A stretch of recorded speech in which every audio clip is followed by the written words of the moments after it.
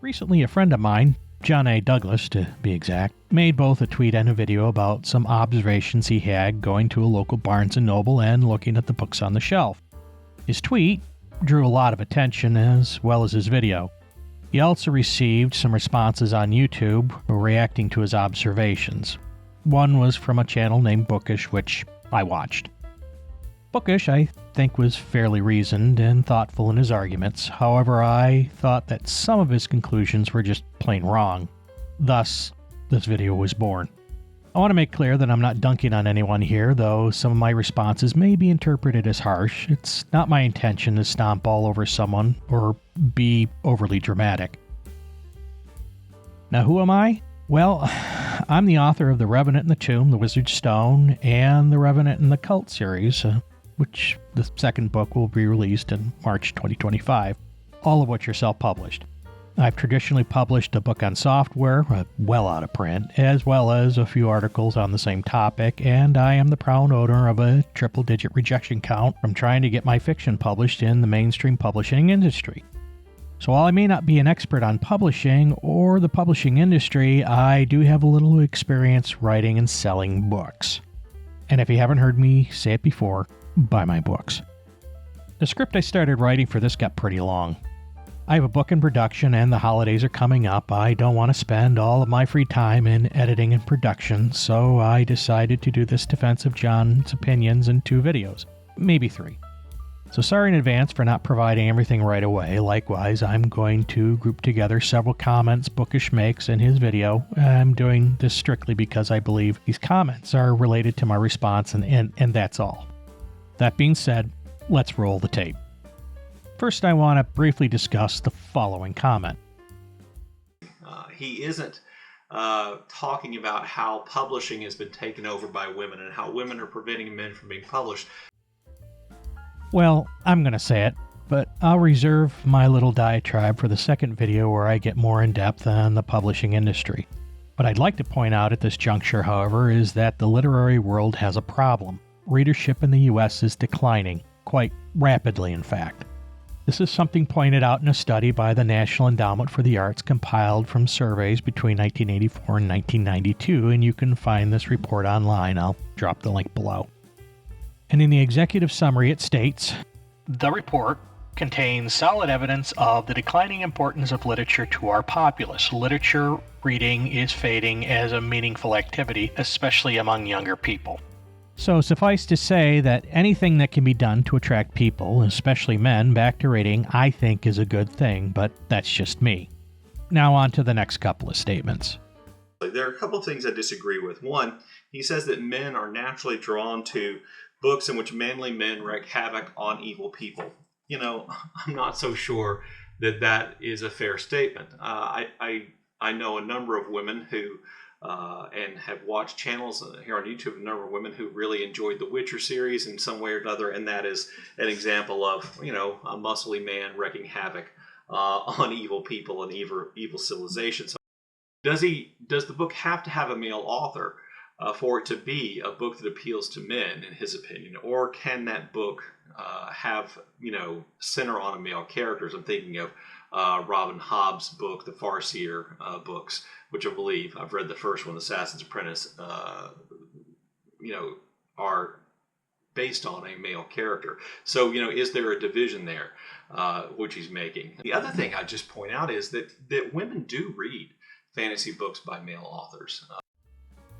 The answer to this is a resounding yes. Men not only prefer male authors, they also prefer male protagonists. There are a number of articles and studies that show that men prefer reading books written by men.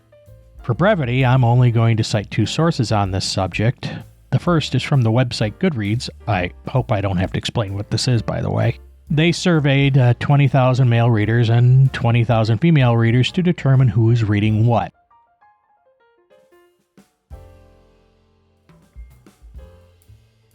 What they discovered was that while females tend to be more gregarious in their choice of authors, men maintained a strong preference for books written by men.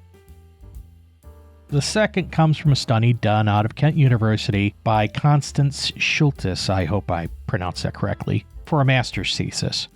For this study, 110 11th graders were given surveys as to book and author preferences. One key takeaway from this study was, in the narrative titles, 64% of the protagonists in the books chosen by females were male, while 90% of the books chosen by males featured male protagonists.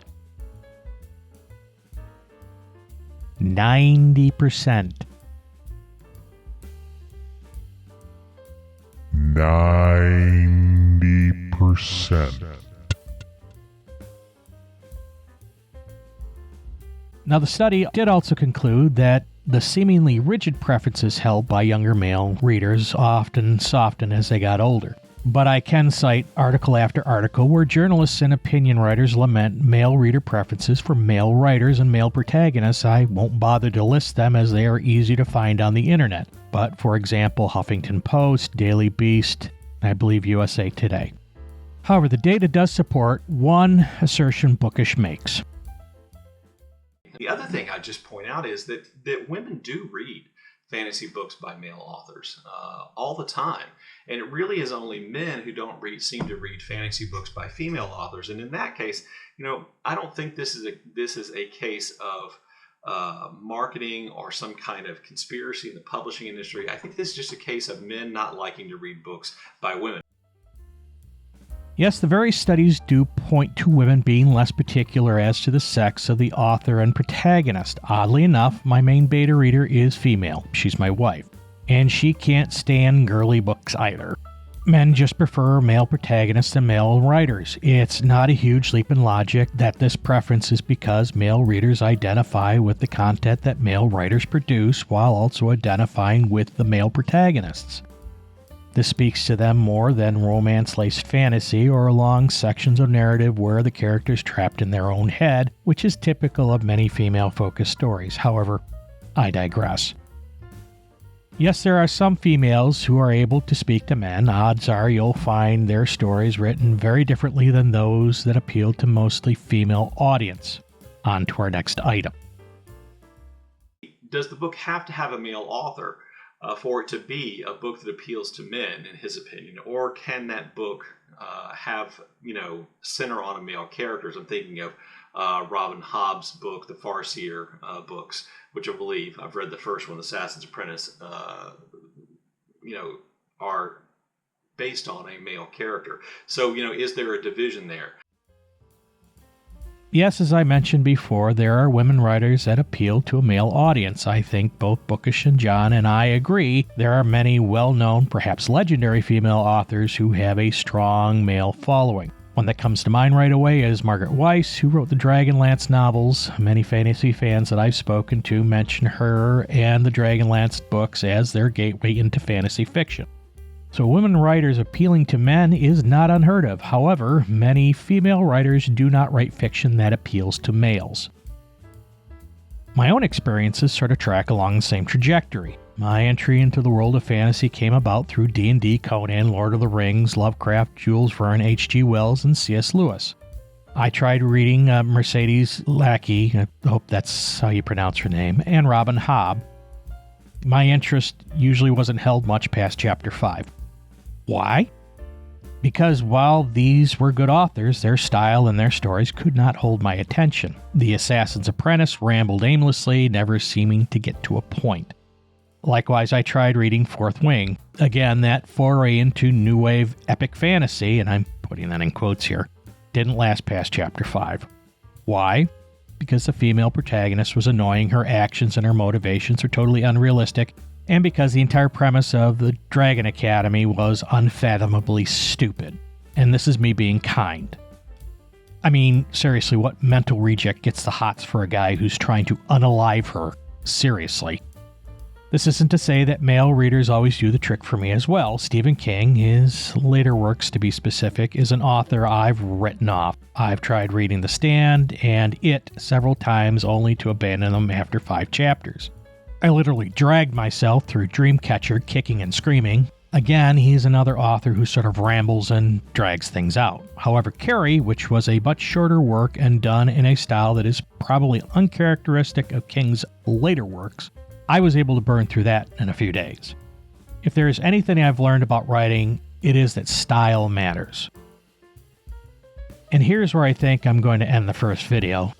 I'll be producing at least one other video in the weeks to come where I'll discuss the publishing industry covers and making space for male authors. So, until then, buy my book.